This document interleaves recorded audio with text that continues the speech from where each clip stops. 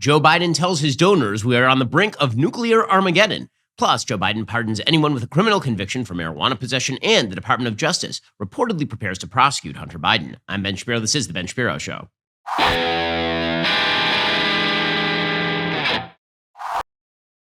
Today's show is sponsored by ExpressVPN. Do you like your web history being seen and sold to advertisers? No? Me neither. Get ExpressVPN right now at expressvpn.com/Ben. Speaking of which, big tech is extraordinarily powerful. They control pretty much everything you see. They control informational dissemination. And you know how they monetize all that stuff? By taking all of your data and then selling it to advertisers. They aggregate these giant files of information on you because they can follow everything that you are doing. And then they can use that information against you in a wide variety of ways. Why would you allow them to do that? Instead, use ExpressVPN the way that I do. Think about how much of your life is on the internet. Every site you visit, video you watch, or message you send gets tracked and data mined. When you run ExpressVPN on your device, however, the software hides your IP address, something big tech can use to personally identify you. ExpressVPN makes your activity harder to trace and sell to advertisers. ExpressVPN also encrypts 100% of your internet data to keep you safe from hackers and eavesdroppers on your network. And ExpressVPN does all of that without slowing your connection. That's why it's rated the #1 VPN service by Mashable and TechRadar. What I like most about ExpressVPN is how easy it is to use. Download the app on your phone or computer, tap one button, and you are now protected. It's super simple. Again, that one button trick, it makes things really easy. You're now protected. You don't have to be some sort of technological sophisticate in order to make it work. Protect yourself with the VPN I trust to keep myself safe online. Visit expressvpn.com/Ben. That's EXPRESSVPN.com/Ben. Get 3 extra months for free. Go to expressvpn.com/Ben. EXPRESSVPN.com/Ben to get 3 extra months for free. Go to expressvpn.com/Ben right now to learn more. Also, you may have noticed that if you live in a big city in the United States, you feel a little less safe over the past couple of years. Well, that's because violent crime rates have been rising in a lot of America's major cities. And so you might feel the need to become a Second Amendment user, somebody who owns a weapon. Well, it's not just enough to own a firearm legally in the United States. You have to know how to use it, when to use it. You need to have the legal help if, God forbid, you have to use it. This is why I'm a member of the U.S. Concealed Carry Association, and you should be as well. Right now, the USCCA is giving away a free concealed carry and family defense guide and a chance to win $1,000 to buy a firearm to protect yourself and your family. 100% free. Just text Ben to 87222. In this 58-page defense guide, you will learn how to detect attackers before they see you, what the USCCA has learned about school shootings, equipment and training basics about the law and justice systems, how to responsibly own and store a gun, particularly if you have small children, and a whole lot more. Text Ben to 87222 for instant access to this free guide. Enter for the chance to win $1,000 to put toward a firearm to protect your family. Again, text Ben to 87222 right now to get started with my friends over at the USCCA. Well, Joe Biden is now saying true things about the risk of nuclear war with Russia. The problem is he has no strategy to deal with it. And when he says these true things publicly, all he does is increase the incentive for Vladimir Putin to threaten the use of nuclear weapons. See, here's the thing about being president. It's a different job than what I do for a living. What I do for a living is I explain to people how politics works. I try to give a bird's eye view of what is going on a daily basis from a conservative perspective. What Joe Biden does is governance, and governance requires that you actually have an eye on policy. You have an eye on what exactly you are going to do. It requires you to, on domestic policy, negotiate sometimes where people like me are speaking to principle. And on foreign policy, it requires you to actually strategically think about the words that are coming out of your face hole. When you are Joe Biden, however, you apparently don't think about this. And this is why it's a real problem what he said to a bunch of donors, even though I agree with much of what he said to the donors. There are certain things you don't say out loud in public if you're the president of the United States because you are skewing the incentive structure for your enemies. And this is a perfect example of that. So here's what Joe Biden said, according to the Associated Press. He said on Thursday that the risk of nuclear Armageddon is at the highest level since the 1962 Cuban Missile Crisis, as Russian officials speak of the possibility of using tactical nuclear weapons after suffering massive setbacks in the 8-month invasion of Ukraine. Speaking at a fundraiser for the Democratic Senatorial Campaign Committee, Biden said that Putin was, quote, a guy I know fairly well, and that the Russian leader was not joking when he talks about the use of tactical nuclear weapons or biological or chemical weapons. He added, quote, we have not faced the prospect of Armageddon since Kennedy and the Cuban Missile Crisis. He suggested the threat from Putin is real because his military is, you might say, significantly underperforming. Now, you've heard me say the same thing. I actually agree with every word of that.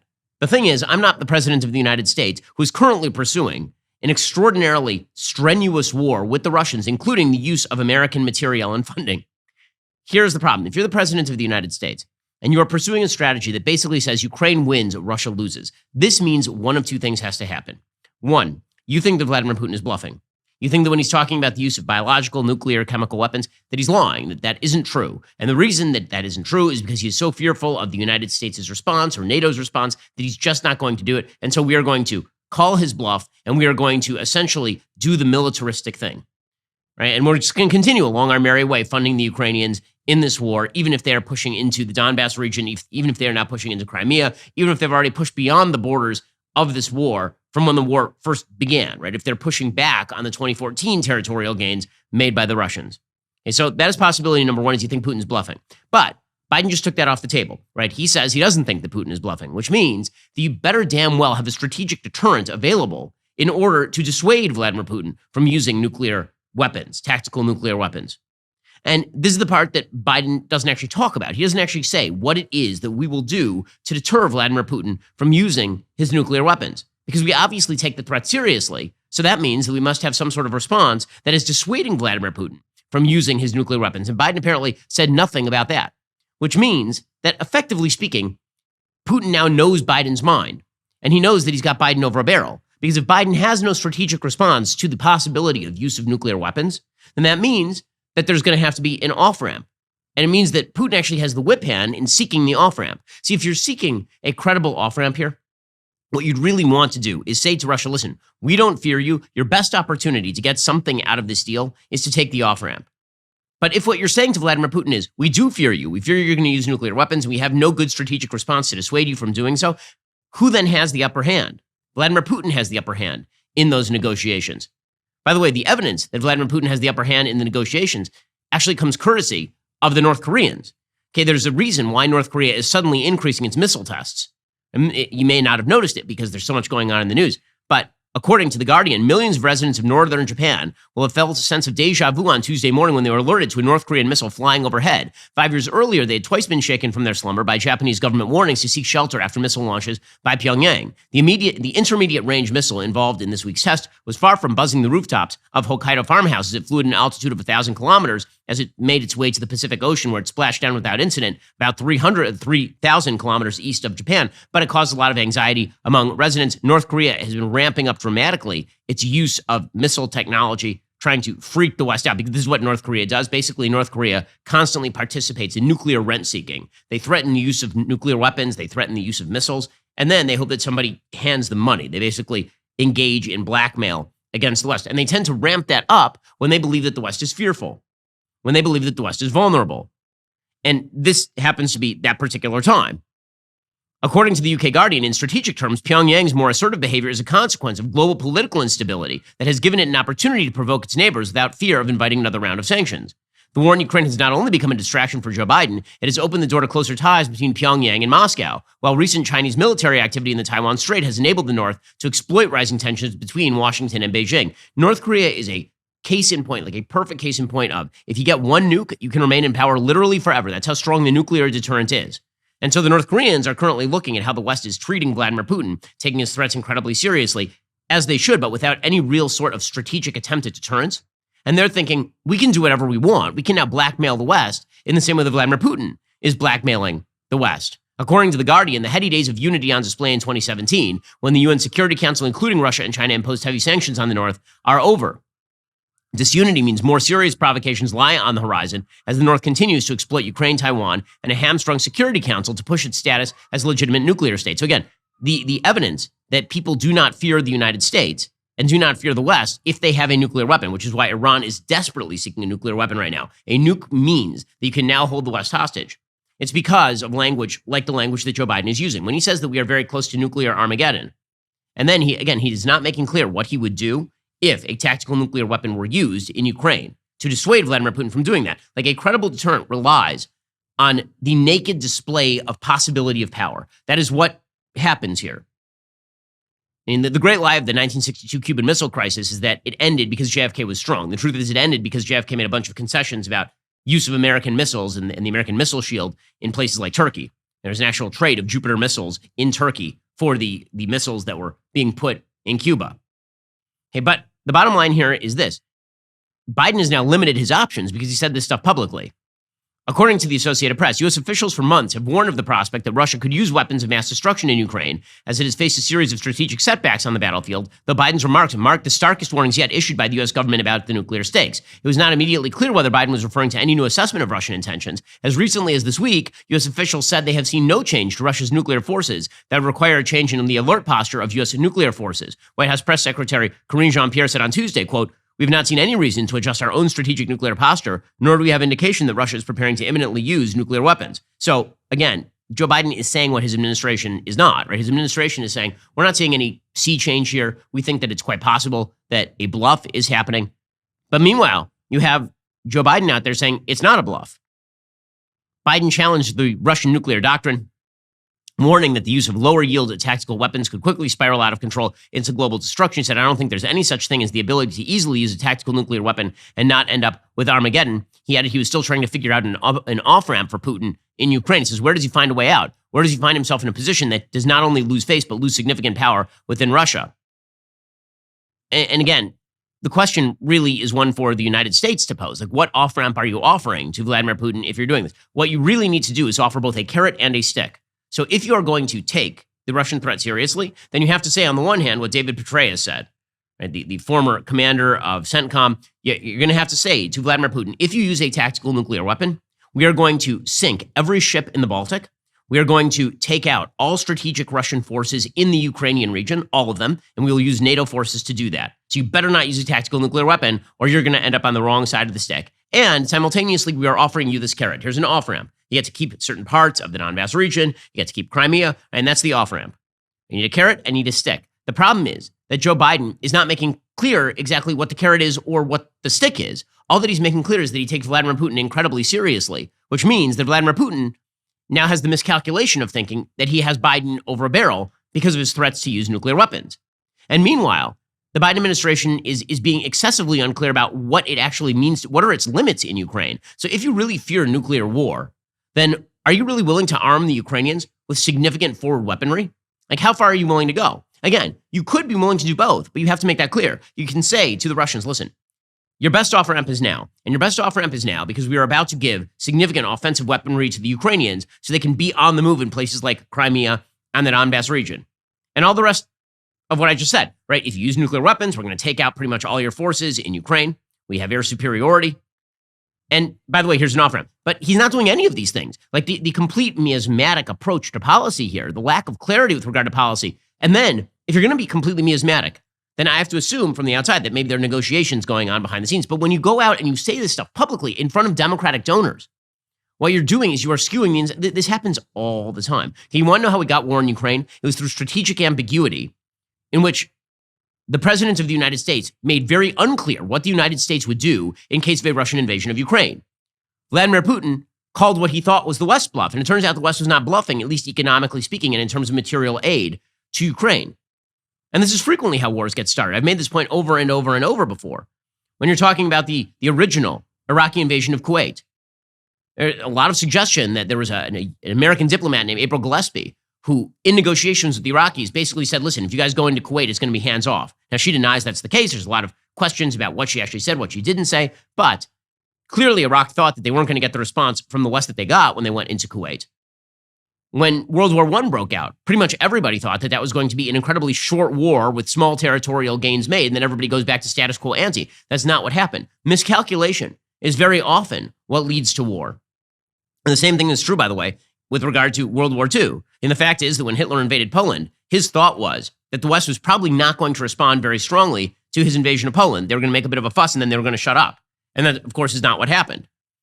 Miscalculation is what leads to escalation in war. And clarity is what you need. And so, again, when you make clear that you fear your enemy, which is what Joe Biden just did in that speech, but then you don't make clear what the response is going to be, what your strategy is, what the off-ramp is, what is Vladimir Putin to take away from that, except that he can continue to push where there is strategic mush, which has always been the Russian way of doing business. And then combine that with the fact that Ukraine is asking for ever more provocative weaponry. And when I say provocative, I don't mean that the Russians aren't going to put... I mean, the Russians literally started this war. I don't blame Vladimir Zelenskyy for asking for more weaponry here. He's attempting to defend his country. He's attempting to restore the borders that were taken from him in 2014. I totally get Ukraine asking for the weaponry. The question is, what is the West doing here? And I don't think that Joe Biden can answer that question. I'm not sure that NATO can answer that question at this point. And unless you can answer that question, that creates the ambiguity that leads to further escalation.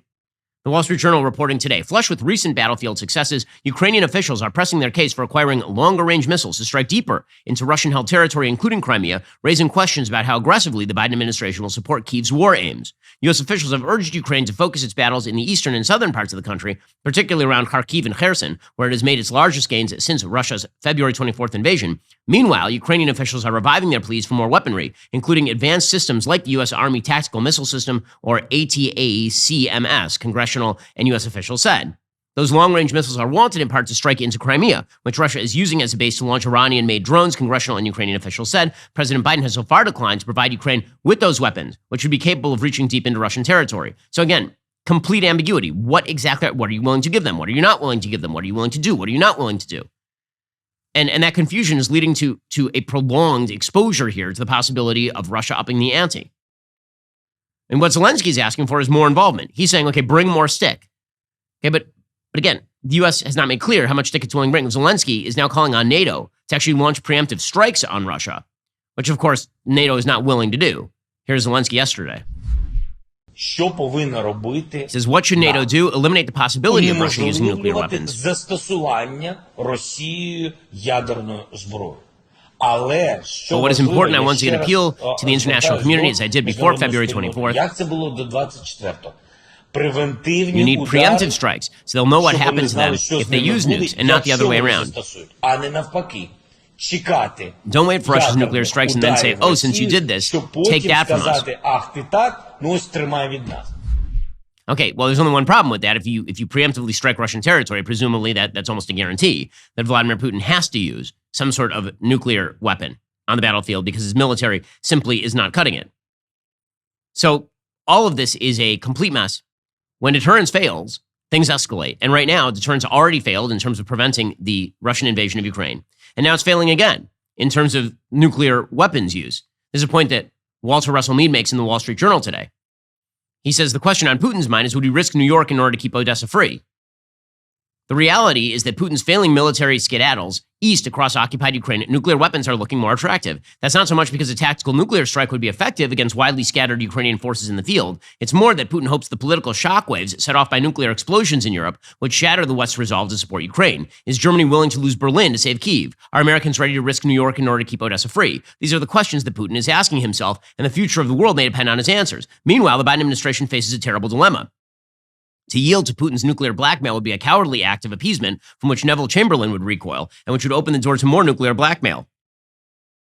But to lead the Western alliance into an open-ended nuclear confrontation with Russia is to risk the most catastrophic of wars. To avoid these unacceptable alternatives, says Walter Russell Mead, the Biden administration must deter Putin from using nuclear weapons in the Ukraine conflict, even as it continues to support Ukraine in its battles to drive the invaders back. Deterrence is more complicated than it looks. The Biden administration's efforts to deter Russia have had little success so far. In February, Putin blew past the Biden administration's barrage of threats and diplomacy to launch that war in Ukraine. Not deterring Russia's aggression was one of the costliest failures in recent American foreign policy, but it isn't clear the Biden administration understands what went wrong and how similar mistakes might be undercutting its diplomatic efforts today. Unintentionally and unwittingly, the administration sent Russia mixed messages last winter. On the one hand, a dramatic burst of diplomacy worked to coordinate a broad Western response to the potential invasion. Biden officials broke with precedent to declassify and publicize highly sensitive information about Putin's plans in ways that dramatically undercut Russia's official statements and propaganda. That intelligence helped build Western unity in the face of the Russian attack. Biden officials are right to take credit for that unorthodox but effective campaign. At the same time, however, senior American policymakers seriously overestimated Russia's military strength and acumen. They urged allies to evacuate, and they offered Zelenskyy an airplane to flee. This is hardly a message of deterrence. Says Walter Russell Mead, we're going to have to do better this time if we expect to deter him from using nuclear weapons. Putin already knows fear of a Russian nuclear response has affected American and allied policy. We have limited Ukraine's access to long-range missile systems that could hit Russian territory. Other NATO allies, including Germany, have made similar calculations. So from Putin's point of view, nuclear blackmail is working. Walter Russell Mead says the only way to deter any possible use of nuclear weapons is to make Putin believe the consequences of such use will be ruinous for Russia as a state and for him as its ruler, and that the West won't flinch when the time for action comes. And this is right. You have to offer both. But Biden is not offering both. And now he has undercut his own sort of quasi-message, which is that Russia's bluffing, that Putin ain't going to do this. It's as per usual, the president's mouth has now created a massive mess for himself. And that is going to be a mess for the United States. The West better get on the same page, and they better do it rather quickly, because if they do not, the possibility of an actual nuclear exchange with Russia is rising day by day. It turns out that bad articulation of foreign policy ends with really bad outcomes. See, the thing about Donald Trump, when he was president of the United States, the rip on President Trump, is that President Trump said whatever came to mind, and that President Trump was completely unpredictable. But at least that unpredictability worked for Trump, meaning he was so crazy that you didn't know what he was going to do. Was he going to fire a missile into Syria, or was he going to give Kim Jong-un a bro hug? You really didn't know what he was going to do on a day-by-day level. Was he going to threaten North Korea with the mother of all wars, or was he going to write love letters? Like, no one knew.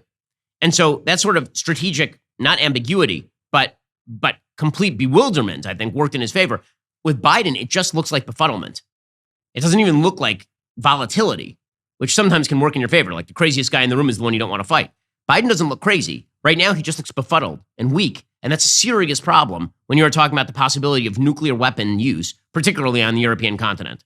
We'll get to more on this in just one moment. First, rising inflation and insurance rates, those are concerning. Did you know one of the easiest ways to save money is by reshopping that home and auto insurance? If your home and auto insurance policies are up for renewal or your costs have increased, Policy Genius can help you look for lower rates. Policy Genius customers saved an average of $1,250 per year over what they were paying for home and auto insurance. Policy Genius is your one-stop shop to find and buy the insurance you need. Just click the link in the description or head on over to policygenius.com/ShapiroHome to get started. Policy Genius shows you price estimates for policies that fit your search. If you like what they find, they'll get you switched over for free. And again, customers who bundled those home and auto policies with Policy Genius, they saved an average of $1,250 per year over what they were paying. The team at Policy Genius, they're on hand every step of the way to help you make decisions with confidence, and the Policy Genius team works for you, not those insurance companies. They're not going to add on extra fees. They're not going to sell your information to third parties. They've earned thousands of 5-star reviews across Google and Trustpilot for a reason. You deserve a smarter way to find and buy protection for your property. Head on over to policygenius.com/ShapiroHome. Get your free home and auto insurance quotes. See how much you could save today. That's policygenius.com/ShapiroHome. Also, let's talk about what you should be eating this scary season. So, I have something to tell you about scary season. Meat recalls. There's a lot of uncertainty that comes with buying store-bought meat. You hear about alerts and recalls pretty much every day. Recently, 44 tons of meat products were recalled from retailers in Illinois, Kentucky, and Missouri for listeria, which is terrible. Trade in that spooky store-bought meat for 100% American meat from Good Ranchers. This is like the best meat on earth. So they actually made me a kosher steak, and let me tell you, fantastic. Good Ranchers only sources the highest quality meat. Grass-fed, grain-finished, their steak is aged 21 days, so every bite is tender and delicious. They're better than organic chicken, doesn't have any added hormones or antibiotics. Their seafood is caught fresh and then flash frozen and vacuum sealed to lock in the quality until you are ready to eat it. Unlike the grocery store, Good Ranchers has never had to do a recall. They have a 100% satisfaction guarantee, so you got nothing to lose.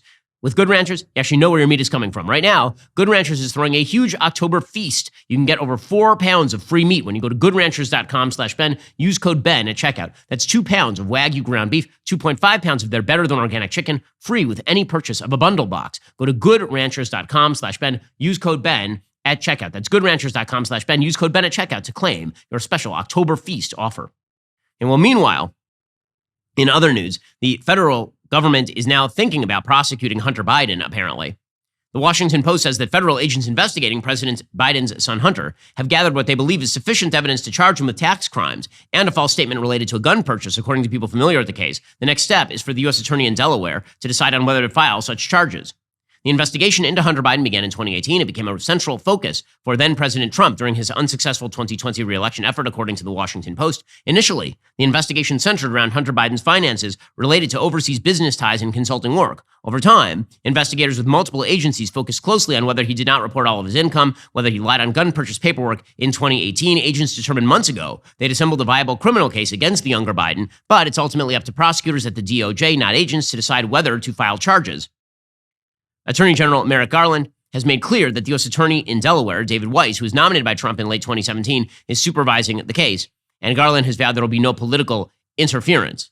Now, what's weird about this, of course, is that most of the allegations surrounding Hunter Biden that anybody cares about have little to do with the fact that he lied on his gun paperwork when he said that he had not used drugs, and then he then took that gun and threw it in a dumpster, and all that sort of personal silliness and mess.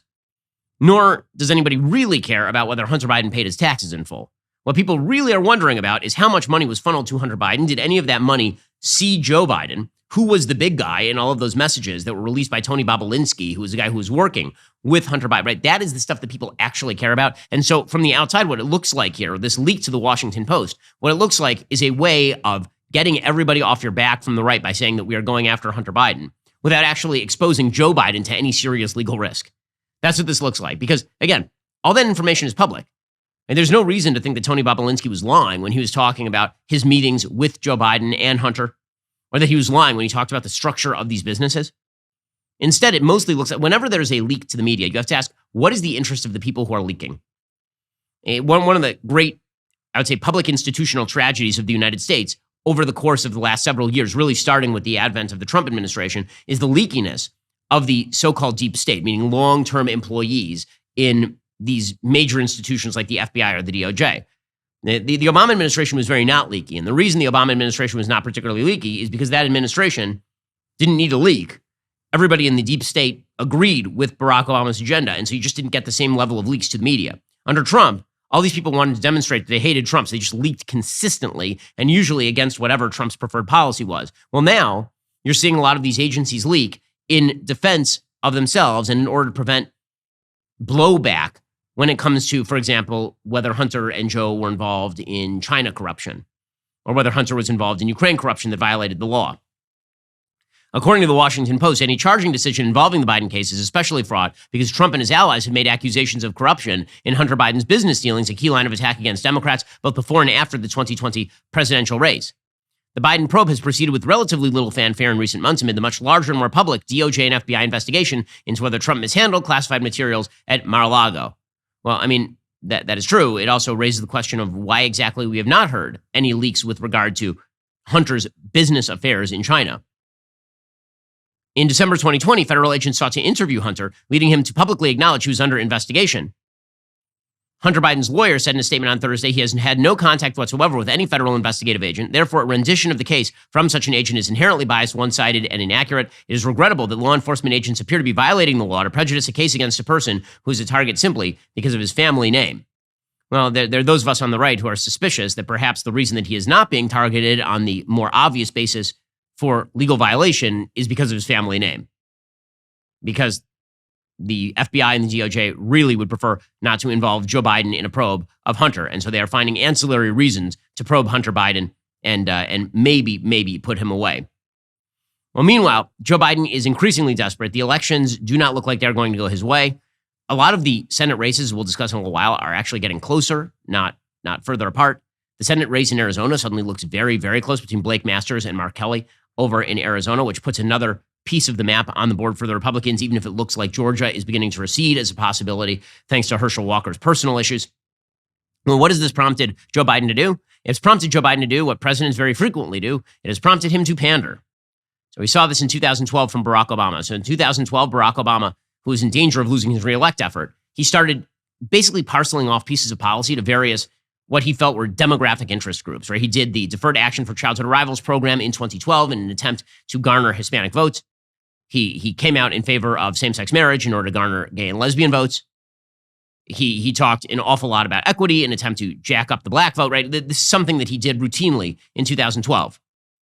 And so it is not a surprise that Joe Biden, about a month before the election, has decided that he is now going to issue federal pardons for using or possessing marijuana. Now, this all sounds fine and good to most people because very few people believe that if you smoke a joint, you should go to jail just for smoking a joint. As somebody who deeply believes that pot use is something you are doing that damages you and you should not be using pot, and that most of the things people say about pot, even if they were once true, are no longer true because pot has become significantly more potent in the forms that it is currently distributed. Sometimes it is being laced with fentanyl, which makes it actually addictive. The notion, by the way, that pot is completely non-addictive is a lie. There are very, very good scientific studies demonstrating the addictive nature of marijuana for an enormous number of people. Beyond that, the amount of brain damage that you do as a young person regularly using marijuana is extraordinarily real. It is quite serious. It makes you lazy. It makes you stupid. Okay, so I'm speaking as a person who is very anti-pot use. With that said, do I want people going to jail for simply using pot? The answer, of course, is no. However, if you are a drug dealer, I would prefer that you be in jail. Because drug dealers are dealing drugs to minors. They're dealing drugs to kids. There are legal pot dispensaries all over the United States. I would say, unfortunately, now at this point. But if you are dealing drugs illegally, you should go to jail. So what Joe Biden is now doing is he's really attempting to remove the criminal records of an enormous number of people in an attempt to jack up the vote, particularly among young people and among minorities who are disproportionately represented in the population of people who are in jail for possession offenses. I'll explain in a minute why this is incredibly stupid. Okay, but here's what he just did. He put out a statement saying yesterday, quote, "As I often said during my campaign for president, no one should be in jail just for using or possessing marijuana," which comes as a shock to Kamala Harris, the cop. "Sending people to prison for possessing marijuana has upended too many lives and incarcerated people for conduct that many states no longer prohibit. Criminal records for marijuana possession have also imposed needless barriers to employment, housing, and educational opportunities. And while white and black and brown people use marijuana at similar rates, black and brown people have been arrested, prosecuted, and convicted at disproportionate rates." So you can see he's saying the quiet part out loud here. He's saying black and brown people are going to jail more often for drugs. And so I want to free those people of any sort of records that they can presumably vote again.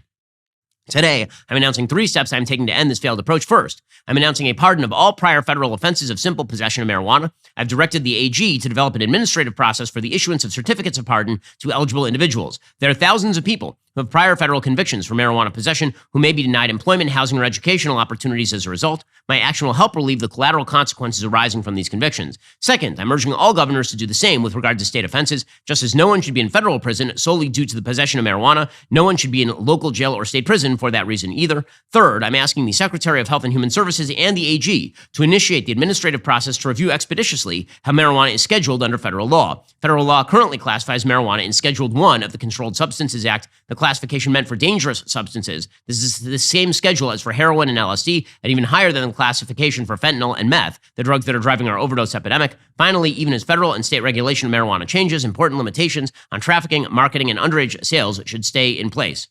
Too many lives have been upended because of our failed approach to marijuana. It's time we right these wrongs. Okay, so the real reason Joe Biden is doing this is obviously as a political pander. The reason that this is bad policy is because simple possession for marijuana is usually pled down. The reason that people are in jail for possession of marijuana is not because there are people who are smoking pot in their bedroom and the police bust down the door. That is not why people are going to jail for marijuana possession. The reason that people are going to jail for marijuana possession is because that is a plea deal. Statistically speaking, a very high percentage of people who are in prison for simple possession were originally charged with drug trafficking. They're people who actually had pounds of marijuana and they were distributing the pounds of marijuana. And because our justice system is so wildly overburdened, what very often ends up happening is a prosecutor comes to the lawyer for the defense and they say, listen, we can go to trial on the drug trafficking offense and your client goes to jail for 10, 15, 20 years for violating federal drug trafficking statute. Or alternatively, your client goes to jail for a year and a half and we plead it down, right? Plead it down to simple possession. In other words, many of the people who are now going to be issued pardons are not actually just people who are smoking pot in their basement and being losers. A huge number of those people are people who were actively trafficking and pled that down, criminally speaking, to a possession charge. And the only reason that prosecutors pled that down is because possession was a crime. So if possession had not been a crime, they wouldn't have pled it down. They would have gone to trial, or the plea deal would have involved a lower level trafficking offense. So what Joe Biden is actively doing right now, just to be straight about who is now being pardoned, he is pardoning people who are drug traffickers. Okay, just as a factual matter, or alleged drug traffickers. So the great lie, of course, here is again, that this is just dopes at your high school who are smoking pot behind the gym, who are going to jail. Again, not true. And when it comes to trafficking, and this is, again, why there's disparate rates in terms of jailing. When it comes to white, black, and brown people using marijuana at similar rates, but black people and brown people being arrested, prosecuted, and convicted at disproportionate rates, a couple reasons for that. One, the notion that everybody is using pot at similar rates is reliant on self-reported surveys, which are the worst form of surveys, right? They just go ask a bunch of people, have you used pot in a certain amount of time? And then they use that as sort of the proxy for how many people are actually using pot, as opposed to, for example, encounters with the police. Also, again, the number of people per race on a per capita basis who are trafficking drugs is not similar. And so the people who are being arrested for that sort of stuff is dissimilar. So that is what Joe Biden is doing right now. It's a very obvious political pander. It's an attempt to do what Democrats have been attempting to do across the nation, which is to essentially make it easier for people who are convicted of crimes to vote again. And the reason they want to do that is because they believe that people who are convicted of crimes are more likely to vote Democrat, which undoubtedly is true. Now, the reason that Joe Biden is having to make these sort of pandering moves is because, of course, his administration is collapsing on a number of fronts, particularly on the economic front. We'll get to that in just a minute. First, in a volatile economy, it's important to have control when you're making a big purchase, like, for example, a new car, which is why I love Carzing. They do an amazing job. Carzing is completely changing the way you buy a car online. An online car shopping website with millions of listed vehicles, Carzing works with over 25,000 dealers nationwide to help you find your dream car. By partnering with credit agencies, lenders, and dealerships, Carzing provides you with everything you need before you step foot into a dealership. Their mission is to make auto financing quick and easy while providing a modern, hassle-free way of shopping for cars. Their innovative technology and financial tools provide consumers with the ability to instantly pre-qualify online without affecting your credit score, which is really important. Plus, you can search for vehicles with instant financing details, including down payment, monthly payment, term, and APR. Once you find your dream car at your ideal budget, all you have to do is bring your saved deal voucher with you to the dealership to finalize your next ride. Carzing offers transparency to the max. You know your purchasing options before you set foot into the dealership. That makes the whole process so much more convenient. Visit carzing.com/Ben today. Skip the guesswork. Find the best deals near you. That's carzing.com/Ben to get started. Also, as you know, the corporate media agenda means the news is extraordinarily biased. You know it, I know it, we all know that. Thankfully, there's a way to get the most important news of the day without that narrative. That is by listening to one of the top news podcasts in America, Morning Wire. Morning Wire is an excellent way to get your news. They spend 15 minutes every day ensuring that you get your news in the fastest, most usable form. They cover stories that the mainstream media very often are just ignoring. New episodes are available every morning, 7 days a week. They cover stories, again, other media outlets won't even touch, starting this Sunday, October 9th, and every Sunday until the midterm elections. You can also tune into Election Wire for in-depth coverage, candidate interviews, and more. It's the most important midterm election in recent history. Stay informed with our friends over at Morning Wire and Election Wire. You can find both of them on Apple Podcasts, Spotify, DailyWire Plus, or wherever you listen to podcasts. Okay, meanwhile, again, the reason that Joe Biden is attempting to pardon criminals at this point, and so they can vote, is because he needs more voters. And the reason he needs more voters is because he is very, very bad at his job. So OPEC, as we pointed out yesterday, has now decided that they are going to lower the amount of oil that they are putting into distribution. They are doing so because the price of oil has been dropping rather precipitously thanks to the increase in the interest rates, which means people have less disposable income, which means they're spending less money on gas. And if they're spending less money on gas, typical supply and demand suggests that producers are going to start producing less because, again, the profit margins have now gone way down. Well, Joe Biden, instead of recognizing that oil is a national security issue, and treating energy supply the way that he should, by increasing the amount of energy actually produced in the United States. Like, what's amazing right now, and I almost can't get over it, is there's a very famous Bismarck quote that he says that God protects idiots, children, drunkards in the United States of America. And that seems to be true internationally speaking. This Ukraine war has resulted in basically every single major Western country now being very much dependent on the United States, militarily, economically, in terms of energy. And Joe Biden is taking advantage of none of these things, like none of them. He is not increasing energy production in the United States so as to help our allies in Western and Eastern Europe. He is not increasing the military budget in order to make sure that we can protect ourselves against China and also offer some sort of carrot to our friends and allies across the world.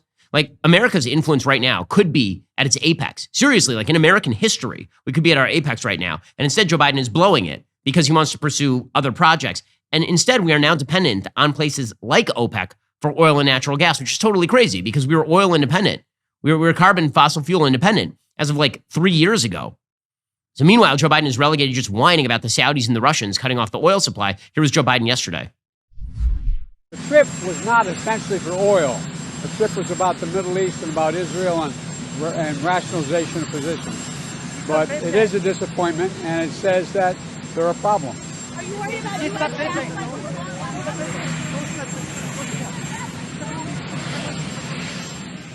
Where is he going? He's like, I was in Saudi Arabia to kiss MBS's butt, and it was not about the oil. It was about bye. And like that slow walk away is just spectacular. Like, where is he going? Look at that. There he goes, and he's slowly backing away. Where is he going? And then he realizes that he should have just turned around and walked away when he was by the cameras. Again, this doddering old fool. It's incredible stuff. That back away is fantastic. We need to actually Photoshop in the Homer Simpson bushes right there because he's legit walking back into the bushes in that clip. Just spectacular stuff. Meanwhile, Joe Biden's energy advisor, he is suggesting, well, you know what? In the end, other countries are just going to hate Russia and Saudi for this. They're going to be so mad at Russia and Saudi. Those low-income countries, they see that Saudi and Russia are hurting them. Oh, is that what they're saying? Is it really? Or are places like India becoming more dependent on Saudi and Russia and attempting to cut a deal with those countries because they believe that the West is getting off the form of energy they need most? Here is Joe Biden's energy advisor being an idiot. We have brought the prices down, but not to a point where it justified a reduction in cut announcement by OPEC. And frankly, a lot of countries around the world, specifically low-income countries, are seeing that Saudi Arabia and Russia are colluding against them. And that's really unfortunate. No, what's unfortunate is that we're not taking advantage of that. If you actually believe that Russia and Saudi are cutting against the interests of a bunch of developing nations who we would like to turn into allies, you know what'd be amazing right now is if we could just hand them some oil. Right? Russia and Saudi, they cut off your oil. Well, you know who's your friend? We're your friend. And here's the thing, the United States is the world's largest energy producer and could be producing way more energy. But instead, this administration has a bizarre and pathological commitment to the idea that the United States should produce less energy. But you know who they will allow to produce energy? They will allow Venezuela to produce energy. So we're now making overtures to one of the most brutal dictators in the entire South American continent, in Nicolas Maduro, who is not the legitimate leader of Venezuela, has maintained power simply through sheer force. According to the Wall Street Journal, the Biden administration is preparing to scale down sanctions on Venezuela's authoritarian regime. So at the same time that we're yelling at Joe Biden, at the same time that Joe Biden is yelling at Vladimir Putin about being an evil dictator who invades foreign countries, and then we don't like how he's handling his oil supply, what if we told another dictator who is relegating his citizens to eating dogs in Caracas that we will lower the sanctions on him so he can provide oil? Sounds amazing. This is a well thought out foreign policy if you were dropped on your head as a baby. And according to the Wall Street Journal, we are now lowering the sanctions on Maduro so that we can pump more oil from Venezuela. In exchange for the significant sanctions relief, the government of Venezuelan President Nicolas Maduro would resume long suspended talks with the country's opposition to discuss conditions needed to hold free and fair elections in 2024. The people said, oh, I'm sure that's going to be very fruitful. So I guess the fig leaf here is that Maduro gets lower sanctions, we get oil, and he has to pretend that he's going to listen to the opposition for 5 seconds, which of course he is not going to do. The U.S., Venezuela's government, and some Venezuelan opposition figures have also worked out a deal that would free up hundreds of millions of dollars in Venezuelan state funds frozen in American banks to pay for the imports of food, medicine, and equipment for the country's battered electricity grid and municipal water systems. When I say some Venezuelan opposition figures, I would assume we're not talking about, the ones who actually want to replace Maduro. U.S. officials said details are still under discussion and cautioned the deal could fall through because it is contingent on Maduro's top aides resuming talks with the opposition in good faith. Adrienne Watson, spokeswoman for the National Security Council, said, quote, there are no plans to change our sanctions policy without constructive steps from the Maduro regime. Well, it's not like the United States has ever been played along these lines before. It's not as though the West has ever attempted to cut peace deals with some of the world's worst human beings only to see those people spit in their face. I mean, that happens literally. It's not as though we watched last year after a supposed peace deal with the Taliban ended in the complete surrender of the country to the Taliban and the subjugation of 38 million people to 8th century barbarians. It's not as though the United States has brokered peace deals before with actual terrorist groups like the Palestinian Authority, only to watch Yasser Arafat go and speak in Arabic about how Israel needed to be wiped off the map. Probably we can trust Nicolas Maduro this, but he feels like a trustworthy guy. Or alternatively, this is a lie and Joe Biden just wants the oil. Again, you know what could have alleviated this? If we just drilled, that would have alleviated so much of this. But again, they're never going to move away from that proposal. Right? Why? Because they are committed full scale to the idea that the only thing that matters when it comes to the energy sector is cutting reliance on fossil fuels entirely. So now we are just doing what Europe did. Europe said we're going to go green, it'll be great, and then they made themselves dependent on a dictator in their hemisphere, Vladimir Putin, for their oil and natural gas supply. The United States, meanwhile, we are saying, man, we should go green. Green is amazing because climate change. And meanwhile, we're like going under the table to some of the world's worst human beings and saying to them, could you please pump us a little more oil? And then we're getting mad at them when they lower the amount of oil they're pumping. Truly amazing policy making from this disaster of an administration.